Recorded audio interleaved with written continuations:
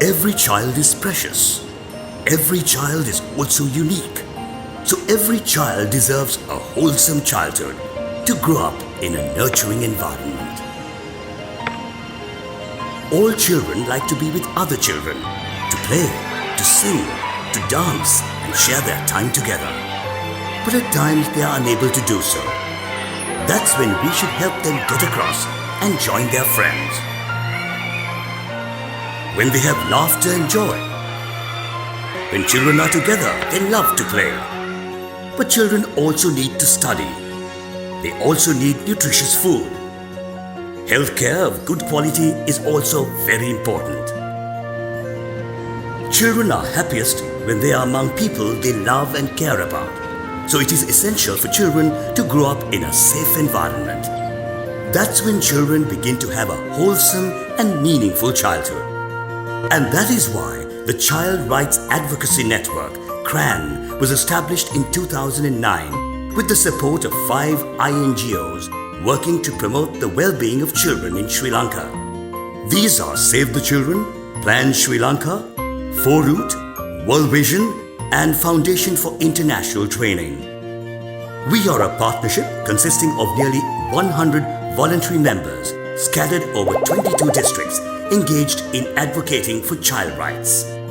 One of our advocacy efforts focuses on resourcing the rights of children. It is based on the concluding observation number 17 adopted for the government of Sri Lanka in 2010 by the Committee on the UN Convention on the Rights of the Child.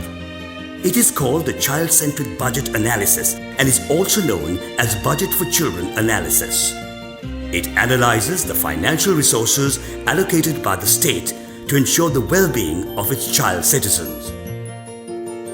The first CCBA initiative was taken in Brazil in 1994. In South Asia, India and Pakistan have made significant progress in this regard. A CCBA was conducted in Sri Lanka in 2011 by our network with the technical and financial assistance of Save the Children in Sri Lanka. The objective is to achieve visible and meaningful resource allocations for a wholesome childhood. These are the stepping stones of our journey. Stage 1. Conducting research. Stage 2. Creating awareness. Stage 3. Lobbying for change. Stage 4. Adapting a budget for children. Stage 5. Creating a virtuous cycle. Stage 1. Research process.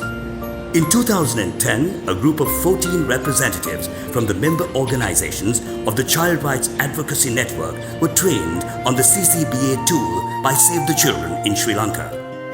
The group, using the CCBA tool, analyzed the state budget estimates of 19 ministries for the period 2009 to 2011. These are the attributes of the budget that we analyzed. Budget for children in the total national budget. Share of the sectors within the budget for children. Share of the sectors as a percentage of the total government budget. Change from allocation to expenditure. Trends in allocations and expenditure in the 4 sectors from 2007 to 2011. We conducted an extensive literature review and also considered the Millennium Development Goals, the SARC Social Charter, the National Plans of Action for Children, and Mahinda Chintana, a 10-year development framework, 2006 to 2016. In Stage 2, we begin to mobilize partners such as government, who will implement policy decisions and programs, the academic community, who will provide the required research on the subject, civil society organizations who will advocate and lobby the policymakers, sensitize and mobilize the community and conduct research. Corporate sector who will provide the funding. Media who will inform and educate the general public. The community who will identify and articulate the needs of their children. The children who will contribute actively to the process of resource allocation by articulating their needs. Our task is to create awareness among these stakeholders. So who are these stakeholders? What is their role? They are the duty bearers for ensuring a wholesome childhood for the nation's children. Parliamentarians who need to promote legislations and policies. Relevant ministries who need an accurate assessment of the prioritized needs of children. Relevant institutions such as schools, hospitals and rehabilitation centers to communicate first-hand information to relevant stakeholders. Academic community to generate evidence-based knowledge and make practical recommendations. Relevant civil society organizations to channel information between communities and children, empowering beneficiaries into becoming right holders. Corporate sector to invest a part of their profits to promote a wholesome childhood. Media for the ethical, impartial and responsible dissemination of information. Community, including children themselves, who need to be informed of their right to visible and meaningful resource allocations. Stage 3. Budget for children. These stakeholders will join hands together in lobbying for relevant policies that ensures the effective mobilization of resource allocations. What do children expect from the budget for children?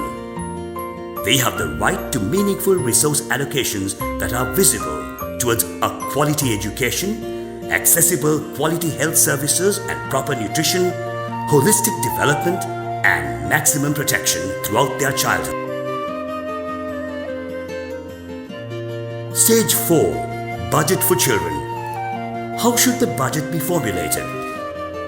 Firstly, prioritizing the needs of children with more resources, both human and financial, allotted for more important needs.